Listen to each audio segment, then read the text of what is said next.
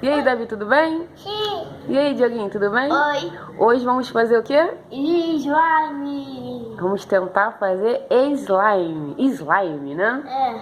A primeira vai ser com amido de milho e detergente. Quem vai ser o primeiro a fazer vai ser o Davi. Davi ou Diogo? Eu. Aqui. Não, é aqui, vamos fazer aqui, ó. Tá. Vamos precisar de um recipiente. Meu. Né, Davi? É. Aí você vai colocar 4 colheres de maisena. Vamos lá. É 4? É. Ah. Deixa eu ver se eu consigo botar assim. Pra ir gravando. São muitas. Nada, Davi. Cadê a colher, Davi? Ah. Ó, vamos lá. Uma. Liga de mim. Vai, devagarzinho, pra não sujar tudo.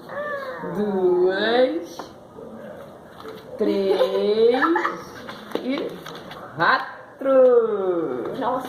Agora vamos botar o detergente. Mexer a colherzinha. Diogo, vai tentando filmar aqui. Pra pessoa de casa ver. Filma aqui. Vai, mexe, Davi. Vai mexer. Já tá ficando a massa. Quer mexer sozinho? Sim. Então vai mexendo aí, vai mexendo. Tem que rodar assim, Davi, ó. Isso, ó a consistência. Ó a consistência. Vai mexer o detergente todo. Vai mexer. E agora, vamos fazer uma sua. Enquanto o Davi tá ali mexendo a dele.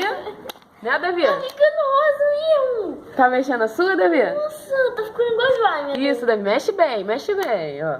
Mexe Cheio bem. de detergente. Até pegar consistência. Agora o Diogo vai fazer a dele.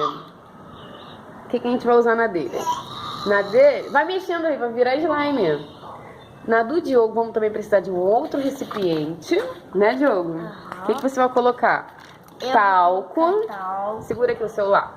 Vai filmando o vidrinho que eu vou abrir. Mas... Aí você coloca. Ah, queria mexer. Tá bom, Davi, senão vai ficar mole. Eu queria mexer. Vai mexer. Então, joga metade do talco. Metade. Tem que ser talco de chulé.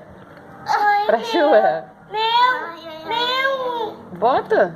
Ai, tô colocando.